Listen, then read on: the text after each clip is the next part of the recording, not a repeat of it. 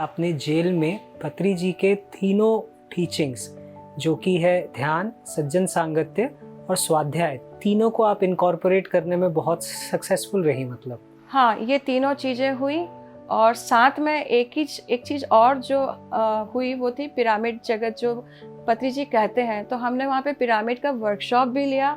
हमने एक से वहीं पे पिरामिड्स बनवाए। तो आप जेल में ध्यान सिखाने पे ही नहीं रुकी, आपके प्रयास जो थे उसके आगे भी जारी रहे। आपस में बहुत उनके एक दूसरे के प्रति नेगेटिविटी बहुत ज़्यादा थी, तो वो सब पॉजिटिव एनर्जी में कन्वर्ट होती गई। लड़ाई झगड़े बहुत कम हो गए।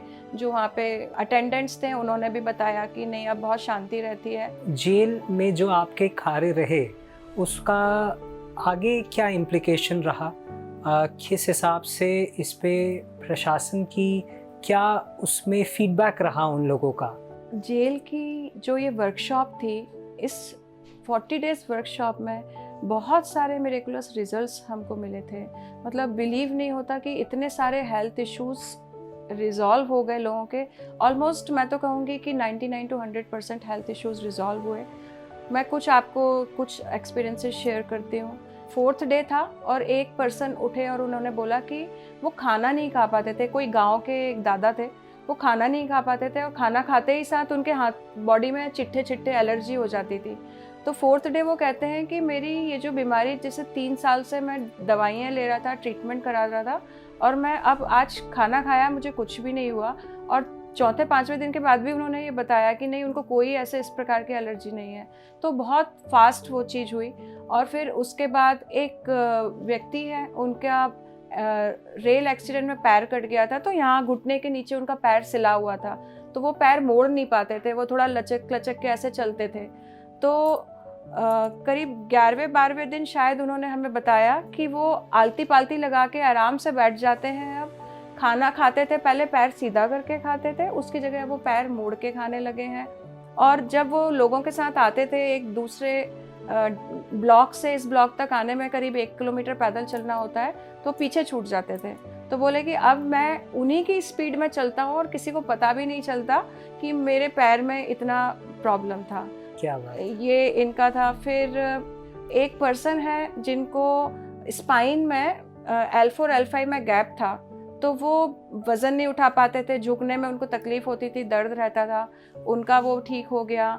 और एक तो बहुत ही बड़ा रिज़ल्ट ये था कि एक अमृतसर से डॉक्टर हैं जिनको टिनिटस करके एक डिसीज़ था 2001 से, और उस डिसीज़ में उनके कान से कंटिन्यूसली आवाज़ आती थी। मतलब ब्रेन से कुछ ऐसा होता है कि कंटिन्यूसली कान में आवाज़ आती है जो नॉन स्टॉप चलती है 24 घंटे। मतलब अगर हमारे कान के आसपास मक्खी मच्छर भिनभिनाता है तो हम कितना इरिटेट हो जाते हैं। तो हम सोच सकते हैं वो व्यक्ति जिसके 24 घंटे अंदर से कोई आवाज़ आ रही होती है वो कितने परेशानी में होगा।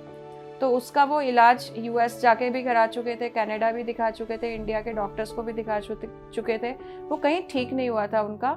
और 11वें दिन वो हील हो चुके थे, पर चूंकि उनको विश्वास नहीं हो रहा था कि आवाज़ आनी बंद हो गई, तो रोज़ उस आवाज़ का इंतज़ार करते थे। तो 27वें दिन वो मेरे पास आके बोलते हैं कि नहीं मैडम, आज तो मुझे आपसे कुछ शेयर करना ही है, और मैं इतने 17 दिन से इंतज़ार कर रहा था कि ये आवाज़ जो मेरी नहीं आ रही है, मेरा भ्रम तो नहीं है, पर मेरी आवाज़ आनी बंद हो गई है और मैं विदाउट मेडिसिन सेल्फ उससे ही ठीक हो गया। मतलब जो मेडिटेशन चल रहा था। तो यहाँ पे मैं ये चीज़ भी थोड़ा सा आपको ये बताना चाहूँगी कि हम जो मेडिटेशंस कराते थे उसमें हम बॉडी लव को बहुत ज़्यादा इम्पोर्टेंस देते थे। हाँ, सेल्फ मेरा लव, यही एक प्रश्न था कि बहुत सारे लोग इस बात पे ये भी कहेंगे कि ध्यान तो हम इतने समय से कर रहे हैं, अलग अलग पद्धतियों से भी कर रहे हैं, यहाँ पे जो इतने अच्छे रिजल्ट्स आपके आए, तो क्या वो, क्योंकि हो सकता है कोई लोग और अलग पद्धति से भी ध्यान कर रहे हो, तो क्या ये सिर्फ आनापानासति ध्यान का ही चमत्कार था या इसके साथ और भी कुछ चीज़ें थी जिससे इतने अच्छे और इतने चमत्कारिक लोगों के वहाँ पे अनुभव आए? जब मैं वहाँ ध्यान कराती थी तो मुझे फील होता था मास्टर्स हैं और इंट्यूशंस आते थे, ये कराओ, इस तरह से कराओ। तो मुझे ऐसे जो मैंने फील किया कि वहाँ लव एनर्जी की कमी है, क्योंकि इतना हेट्रेड है, घृणा है, नफ़रत है, एंगर है सबके अंदर। तो लव एनर्जी को छोड़ के वहाँ पे सब नेगेटिव एनर्जीज थी। तो ऐसा मन में आया कि बॉडी लव, सेल्फ लव, इनको इनसे प्यार करना सिखाना है। तो तो पहले वहीं से शुरुआत की कि पहले बॉडी लव से शुरू किया, सेल्फ लव पे आए और फिर फॉरगिवनेस भी बताया। और मेडिटेशन हम कराते थे 40 मिनट्स और 10 मिनट्स ये थोड़ा सा कराते थे, तो ये चलता था। फिर साथ में जो नॉलेज शेयरिंग हुआ, बुक्स हमने दिया, तो ऑन द होल सारी चीज़ों का जो इम्पैक्ट आया उससे इतना सारा रिजल्ट मिला कि इतने हेल्थ इश्यूज़ और सारी चीज़ें रिजॉल्व हुई। हेल्थ के साथ साथ इमोशनल इश्यूज़ पे भी मैं बात करूँगी, क्योंकि जो व्यक्ति जेल पहुँच चुका है वो इमोशनली एकदम नीचे रहता है, वो इतना चिड़चिड़ा होता है, मतलब कोई कुछ बोल दे जरा इससे पे वो लड़ने पे उतारू हो जाता है, उसमें पेशेंस ये सब चीज़ें तो होती ही नहीं है। तो यहाँ पे इमोशनल स्टेबिलिटी भी उनमें बहुत ज़्यादा आ गई थी और अपने आप में स्थित रहने लगे थे, और उनको अब एनवायरनमेंट, सर्कमस्टेंसेस और सराउंडिंग से कोई मैटर नहीं करता। अब कोई कुछ बोलता है वो अपने में इतने खोए रहते हैं कि उनको किसी से कोई मतलब ही नहीं, मतलब पीस ऑफ माइंड अंदर से उनके इतना है। तो ये सारा कुछ होलिस्टिक अप्रोच इसमें हमने अप्लाई किया और ये रिजल्ट्स इतने सुंदर आए। और यहाँ पे मैं जेल प्रशासन का बहुत धन्यवाद देना चाहूँगी कि जिन्होंने एक हमें अपॉर्चुनिटी दी, उन्होंने हम पे ट्रस्ट किया और हम इतने अच्छे से वहाँ काम कर पाए। और ये सभी को इतना अच्छा लगा कि फिर जब गवर्नमेंट को हमने अप्रोच किया डॉक्यूमेंट्री के लिए तो उन्होंने हमें परमिशन भी दे दी। तो वो बहुत, उसके लिए मैं गवर्नमेंट का भी धन्यवाद देती हूँ कि जो डॉक्यूमेंट्री भी उनके माध्यम से उन्होंने परमिशन दी, उसके कारण हम ये डॉक्यूमेंट्री भी सब तक के लिए ला पाएंगे, जो एक माइलस्टोन है हमारे लिए जो हमने अचीव किया। बहुत ही उम्दा, बहुत ही उम्दा। यानी कि जेल में जो आपने अनुभव किया वो कुछ समय में और पूरी दुनिया के लिए भी वो अवेलेबल रहेगा कि ऐसी जगह में रहते हुए भी इतना परिवर्तन इंसान अपने अंदर लेके आ सकता है। बिल्कुल। तो बट आपने जो ध्यान की जो आपकी यात्रा थी, या यूँ कहूँ ध्यान प्रचार की जो आपकी यात्रा थी, यहाँ पर आप रुके नहीं, इसके आगे भी आप बढ़ते ही रहे। अब जब ये वर्कशॉप हुई तो कॉन्फिडेंस भी आ गया था अब तो, क्योंकि जब शुरुआत की थी तब तो कुछ सोच के नहीं किया था कि कुछ ऐसा कुछ होने वाला है, बट अब लगने लगा था कि नहीं, अब बहुत बहुत सारा काम करना है, ये तो एक छोटा सा काम है, बहुत कुछ करना है। तो हमको एक यूनाइटेड होके सबको मिल के काम करना है, तो एक अम्ब्रेला के नीचे आना पड़ेगा हम सबको और फिर काम करना है। तो फिर हमने ट्रस्ट एक हमारा रजिस्टर किया और ट्रस्ट के अंडर में अब हम लोग मिल के सब लोग काम करते हैं। मैं अपनी भोपाल टीम का बहुत थैंक्स बोलूँगी, इतने प्यारे प्यारे, मतलब ऐसे चुन चुन के लाए मोती हैं, इतने अच्छे हैं कि किसी को भी कुछ भी काम बोलो सब एकदम रेडी रहते हैं, बस एक इंस्ट्रक्शन देना होता है और सब करने के लिए तैयार होते हैं। कोई पूछता नहीं है, क्वेश्चन नहीं करता ये क्यों कर रहे हैं, किस लिए कर रहे हैं, आप ये क्यों हमें वहाँ क्यों भेज रहे हो, बस जैसा बोला और वैसा हो गया। तो टीम का इतना ज़्यादा सपोर्ट है, वही एक कारण है कि इतने बड़े बड़े काम शायद हम कर पा रहे हैं और कर लिए हैं हमने। तो टीम बहुत अच्छी है हमारी, उसका मैं हृदय से धन्यवाद देती हूँ। और इसके बाद फिर हमारे पास जो यहाँ पे डिस्ट्रिक्ट जज हैं उनसे कनेक्शन हुआ और उन्होंने बोला कि यहाँ पे बहुत सारे ऐसे सेंटर्स हैं बच्चों के जहाँ पे बच्चे रखे जाते हैं जिनके या तो बच्चियाँ होती हैं जिनको कहीं से रेस्क्यू करके लाते हैं, या जुवेनाइल जो होते हैं वो क्राइम कर लेते हैं, तो ऐसे ऑब्जर्वेशन होम्स हैं, या और भी ऐसी जगह हैं, अनाथालय हैं। तो गवर्नमेंट अंडरटेकिंग जो इस तरह के सेंटर्स हैं, उन्होंने उसका हमें बोला कि यहाँ जाके आप अगर कुछ कर सकते हैं तो प्लीज़ करिए। तो हमारी टीम ने जाके ऐसे कई सेंटर्स में 3-4 जगह उन्होंने इस तरह की वर्कशॉप्स 40 डेज़ की वर्कशॉप कराई और जिसमें बच्चों में बहुत चेंज आया। और रिसेंटली अभी हमारी जो एक वर्कशॉप चल रही थी जहाँ आप, हार्दिक और मैं साथ ही जा रहे हैं, जो ऑब्जर्वेशन होम है जहाँ बच्चे क्राइम करके आते हैं, जो कि बहुत चैलेंजिंग जगह लगी, जेल से भी ज़्यादा चैलेंजिंग हम लोगों ने उसे फील किया है। बट हाँ, आते आते वर्कशॉप जैसे जैसे बढ़ती गई हमको अच्छा फील होने लगा, मतलब जो हम मेहनत कर रहे थे रिजल्ट्स दिखने लग गए, तो सेटिस्फैक्शन है उसमें।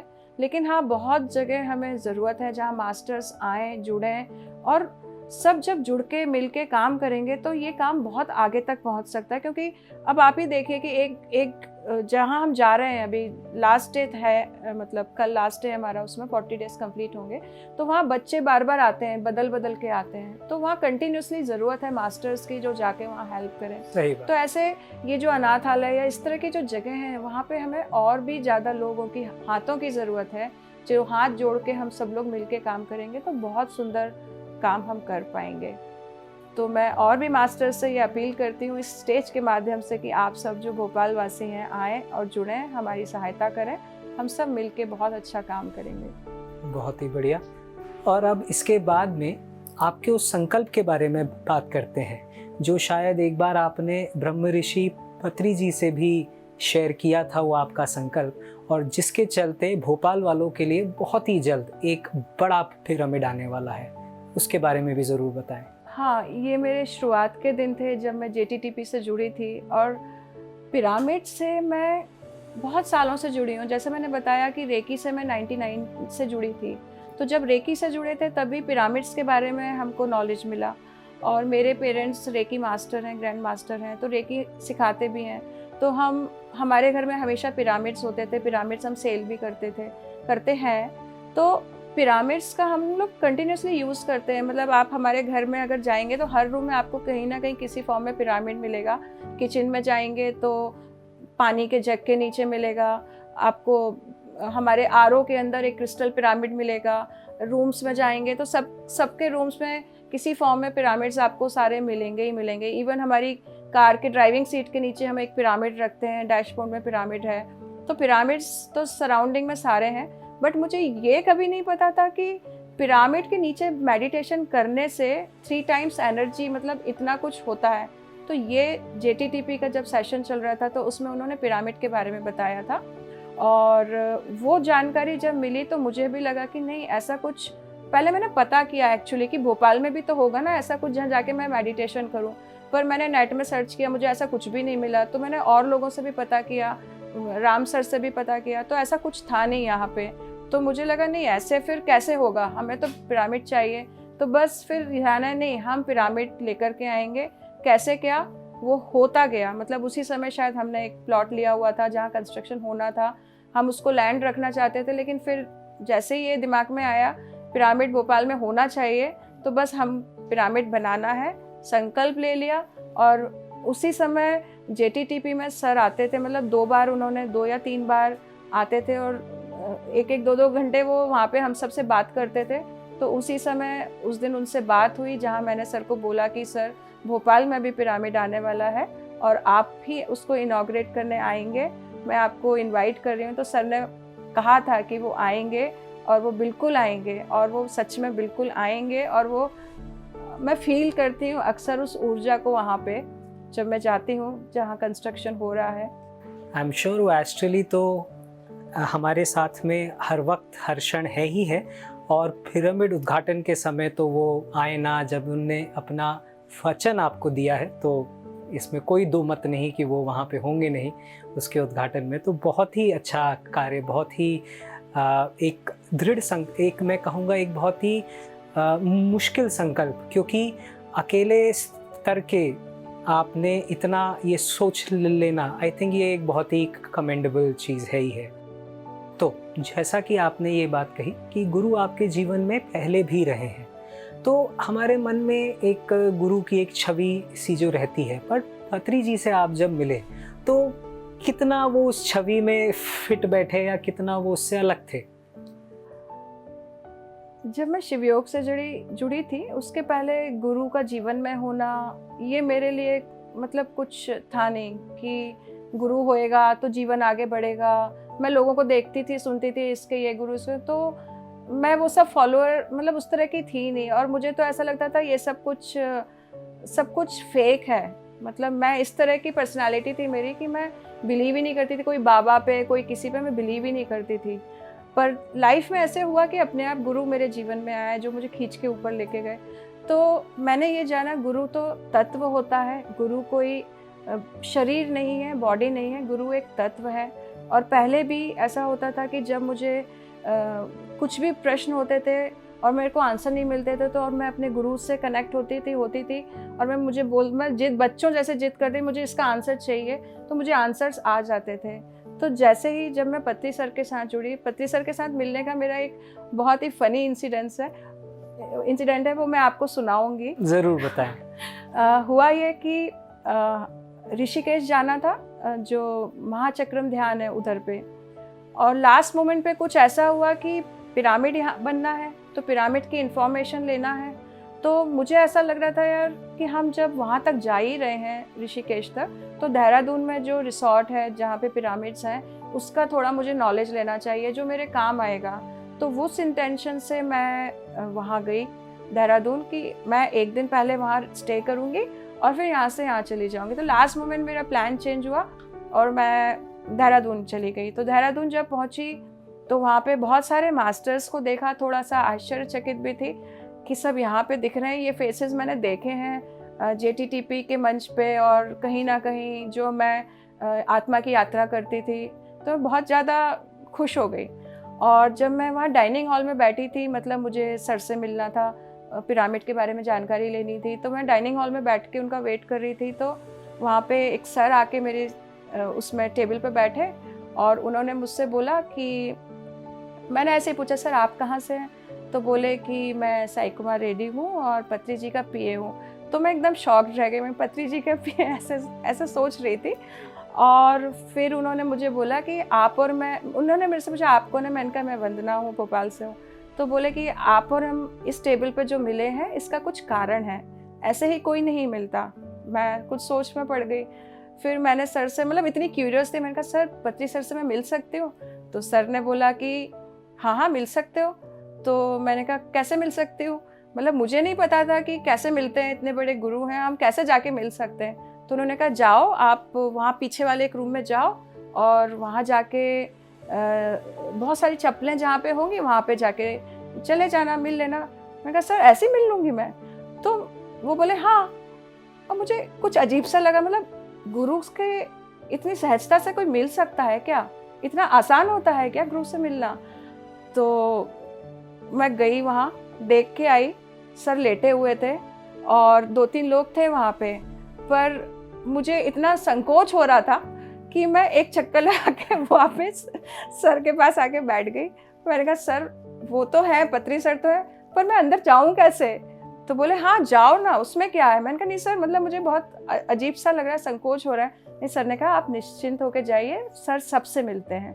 तो ये मेरे लिए एक बहुत अलग ही अनुभूति थी। कभी मैंने सुना नहीं कि किसी इतने बड़े शख्स से आप ऐसे ही जाके मिल सकते हैं। तो मैं दोबारा गई, जब तक गई तो वहाँ काफ़ी सारे और लोग आ गए थे।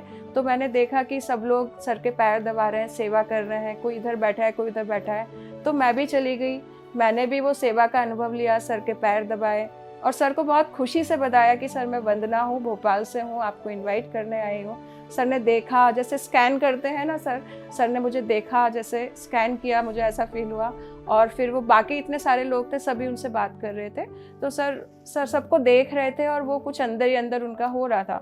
तो हम लोग काफ़ी देर, आधा घंटे, मतलब ये मेरा सौभाग्य मैं मानती हूँ कि मैं आधा घंटे सर के साथ आराम से बैठी। और फिर मैं वहाँ से नेक्स्ट डे मॉर्निंग में सर के साथ बैठ के मैंने मेडिटेशन भी किया। सर बाहर गार्डन में ही बैठे थे, फ़ोटो खिंचाने का मुझे एक सौभाग्य मिला सर के साथ, और उनके साथ मैंने मेडिटेट किया वहाँ पे। और हम लोग को जाना था तो हम वहाँ से निकल गए।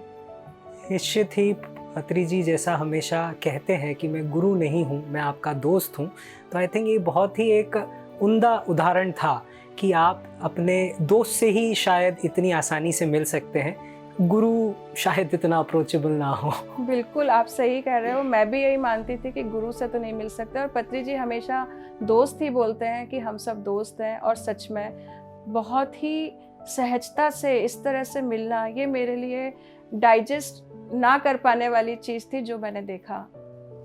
PSSM में आके जो मैंने चीज़ें महसूस की हैं कि हाँ इतनी ज़्यादा सिंप्लिसिटी है, इतना ज़्यादा लव एंड अफेक्शन है, एक एक्सटेंडेड फैमिली है, और सब इतने बड़े बड़े ज्ञानी और ध्यानी हैं, मतलब बहुत नॉलेजेबल लोग हैं, ज्ञान से परिपूर्ण लोग हैं, और इतने सिंपल दिखते हैं आपको पता भी नहीं चलेगा।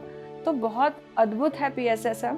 और जो यहाँ पे वर्कशॉप्स होती हैं, जो JTTP है, सेहत वर्कशॉप्स हैं, ये वर्कशॉप ऐसी वर्कशॉप्स हैं कि जहाँ पे एक भटका हुआ इंसान अगर पहुँच जाए तो उसके जीवन की दशा और दिशा पूर्णतः बदल जाती है।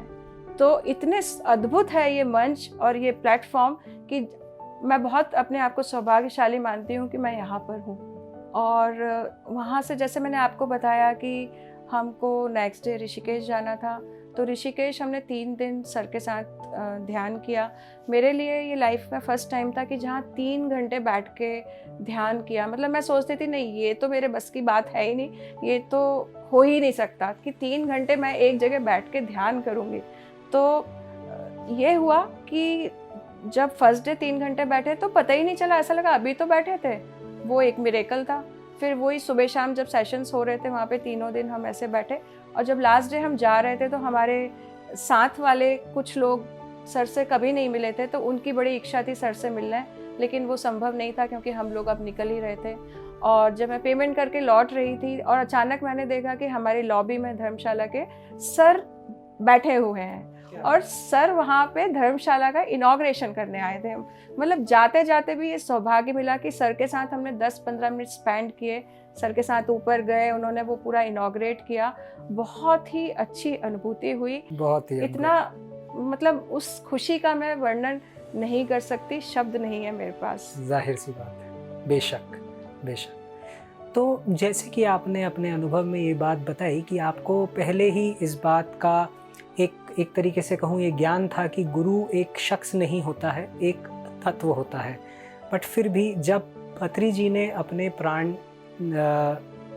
त्यागे तो उस समय का आपका क्या अनुभव रहा? हाँ, मैं इसमें मुझे ऐसा लग रहा था कि मैं सर से बहुत कनेक्टेड हूँ। और जब हम वर्कशॉप लेने जाते हैं, नॉर्मली मैं जा रही थी उस समय ऑब्जर्वेशन होम, तो मैं नॉर्मली यूट्यूब पे कोई meditation music, flute, Himalayan flute ऐसा कुछ लगा देती थी।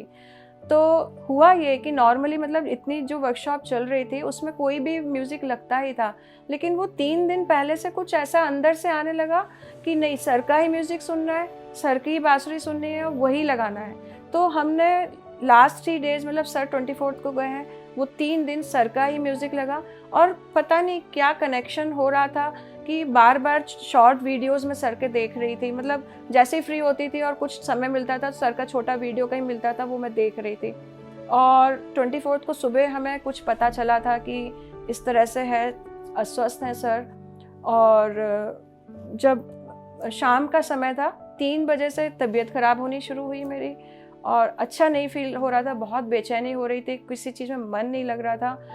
मैं लेट गई, आके हम बाहर थी लेकिन बस घर जाना है, इतनी बेचैनी हो रही थी। घर आई, लेट गई, मन में अशांति चल रही थी और बड़ा मन मार के 6 बजे मैं उठी और मैंने कहा नहीं, वहाँ पे कंस्ट्रक्शन जहाँ चल रहा है वहाँ जाना है, देख के आना है, वहाँ एक विज़िट करनी। वहाँ पहुँच के जैसे ही मैं गाड़ी से उतरी और मैंने वो मैसेज पढ़ा कि सर ने देह त्याग दिया, एकदम से पढ़ के शॉक्ड रह गई। मतलब जैसे दिल की धड़कन रुक जाती हैं, वैसा अनुभव हुआ। कुछ क्षणों के लिए वही सोचा और फिर सोचा कि नहीं, वो है मेरे साथ। एकदम से बस यही थॉट आया, वो है मेरे साथ। और फिर आधे पौने घंटे बाद मैंने राम सर से जब बात की, राम नडेला सर से, तो उन्होंने मुझे बताया और उन्होंने कहा कि इसको बहुत अच्छे से लीजिएगा आप, इसको एक्सेप्ट करना है और ये एक उत्सव जैसा है। तो मैंने तुरंत ही मैं उसी वापस उस मोड में आ गई कि नहीं, सर तो मेरे साथ ही है और सर पहले भी थे, सर आज भी है और जो कनेक्शन जब था वही मेरे अब है। और जब भी वर्कशॉप कराई है मैंने और कराती हूँ या करती हूँ, मुझे अनुभूति होती है कि सर है मेरे साथ। मतलब अलग ही एक एनर्जी फ्लो होनी शुरू हो जाती है और तुरंत पता चल जाता है हाँ, सर की प्रेजेंस है यहाँ पे। तो मैं हमेशा कनेक्टेड फील करती हूँ और मुझे बहुत कुछ ऐसा फील नहीं हुआ कि सर नहीं है, ये तो कभी कभी आया ही नहीं है। सर है, हमेशा है और रहेंगे मेरे साथ। बहुत ही खूबसूरती से आपने अपने अनुभवों को और अत्रि सर के साथ जो भेंट हुई है उसको आपने व्यक्त किया। अंत में जाते जाते आप अपने भावों को किस प्रकार व्यक्त करना चाहेंगे? पितामह को मैं शब्दों से श्रद्धांजलि दे पाऊँ वो तो संभव नहीं है। शब्द बहुत सीमित हैं, पर आज जो भी हूँ और जो जीवन का उद्देश्य मुझे मिला है उन्हीं के माध्यम से मिला। और जहाँ तक मुझे जो सब कार्य करने की प्रेरणा वो देके गए हैं, वो कार्य मुझे जब मैं कर पाऊँगी तो मैं समझूंगी कि शायद मैं उनका सपना साकार कर पाई। तो यही मेरे अंतर्मन में है कि उनकी हर शब्द जो मैंने सुने हैं, ध्यान जगत, शाकाहार जगत, पिरामिड जगत, मैत्री जगत, और यही सबको मुझे मेरे जीवन का जो उद्देश्य है बस अब वो यही है। इसी से ही मुझे जुड़ना है, इसी के लिए मुझे कार्य करना है। और पत्री जी आगे आगे हैं और मैं उनके पीछे पीछे हूँ। बस इसी तरह मेरी यात्रा जाएगी। और अंत में जो मैं देखती हूँ, जब मेरा अंतिम समय है तो मुझे अक्सर दिखता है कि एक जैसे छोटा बच्चा होता है तो एक हाथ पत्री जी पकड़े हैं, एक हाथ मेरे गुरु जो अवधूत बाबा शिवानंद जी हैं, दोनों मेरा हाथ पकड़ के मुझे लेके जा रहे हैं। मुझे वही दिखता है, तो वो हमेशा मेरे साथ रहेंगे। क्या बात है। बहुत बहुत धन्यवाद वंदना जी, आपका इतना प्रेरणादायक अनुभव हम सब लोगों के साथ में शेयर करने के लिए बहुत बहुत धन्यवाद। बहुत बहुत धन्यवाद जो आपने मुझे इस मंच पे बुलाया। Thank you so much. हम हैं BSSM पत्री जी के संग।